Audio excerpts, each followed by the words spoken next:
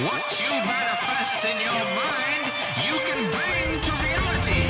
What's up, everybody? Welcome to a new episode of Swipe Up, the 61st episode where I share some of my favorite posts from Instagram. Let's get into it with a crazy kick, rolling thunder kick by Davey Gallen from Pro Bellum against Ross Pearson, former UFC fighter. Kind of been on the skids for a while. I'm not sure where Pro Bellum is, but just a crazy kick. It's almost like, kind of looks like a cartwheel kick, capoeira kind of almost, but lands it. Lands it, and Ross Pearson just flying back after the knockout. Crazy knockout. Yeah. It's weird how many maneuvers and techniques there are in, all the different martial arts that still have yet to be implemented. Like every once in a while when you're watching UFC or whatever, you'll see something new, like the low calf kick. That's like the big popular kind of new move. Spinning elbows for a little bit was there. Elbows in general were kind of a big thing for a while. John Jones kind of style of dirty boxing. But yeah, this is just crazy. I hope Ross Pearson retires soon because I can't imagine his brain's doing too well, because he was one of those guys that would get in wars. So, and he got knocked out in that one. Crazy kick, though. All right, moving on to some artwork. There's a bunch of artwork in this episode. This one by Kelly Moore Art, Party Girl. I don't know if it's ink on paper. Definitely, yeah, it is ink on paper. And just a very raw, like almost, it reminds me of like cave painting, that kind of raw feel that it has, where it's like messy and raw, but I still like it. I like the colors in this. It almost feels like a Kill Tony, like if Tony hosted the show in a red dress, I could see this being a Kill Tony poster. But yeah, just a cool piece of art from Kelly Moore, and it's like the style of artwork is very similar throughout. For me, it has the feeling of like a caveman kind of rawness that I enjoy. All right, moving on to Sam Tripoli, one of my favorite people, despite his controversial stance on all things conspiracies. A little bit too deep. I mean, it's part of his life, his podcast, Tinfoil Hat. Huge. And I'm sure there's a lot of things that he's very well educated on. But there's some things where it's just like, man, it hurts my heart to see people that I appreciate kind of fall into traps. And not only like traps, like where it causes them, it feels like he lives in like anger. Anyway, that's not what this post is about. This post is about Sam Tripoli. He's got a show, it looks like, some kind of talk show. It's not mentioned what the talk show is. He gives a shout out to the person that gave him the suit, but I'm down for whatever talk show Sam has. I've been a fan of his since the Naughty Show.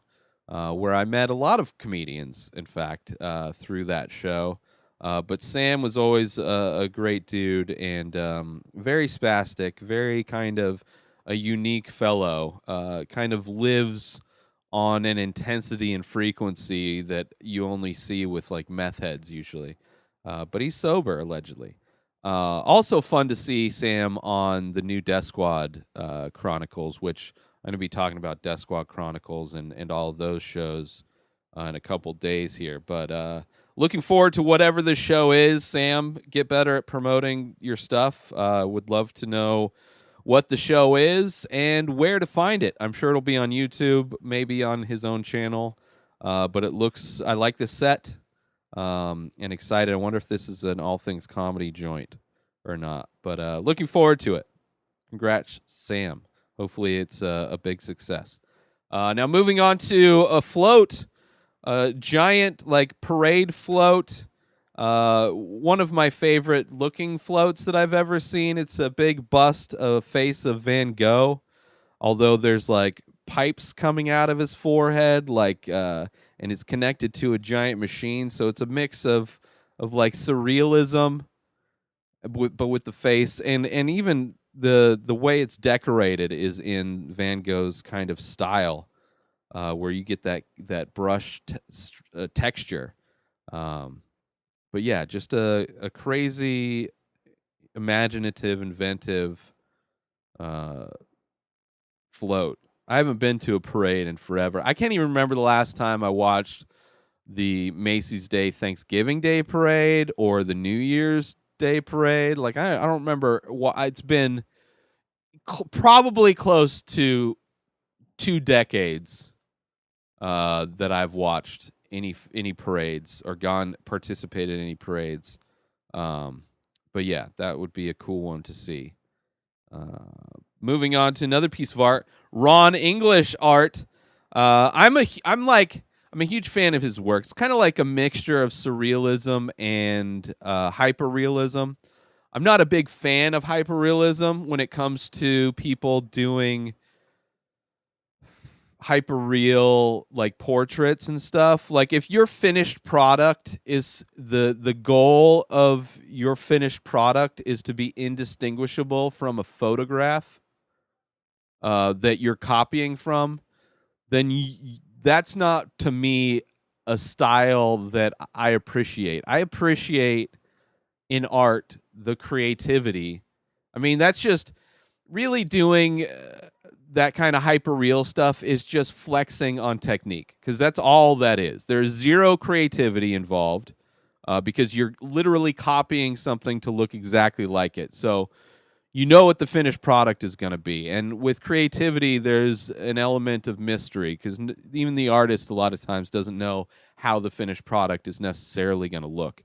I mean, maybe they do, but there's nothing like to compare it to. Like a piece of art that an artist creates should be something, when looked at, to be a very one of a kind, very very unique kind of a visual experience, which Ron English does. I enjoy. It's like he molds like toys together.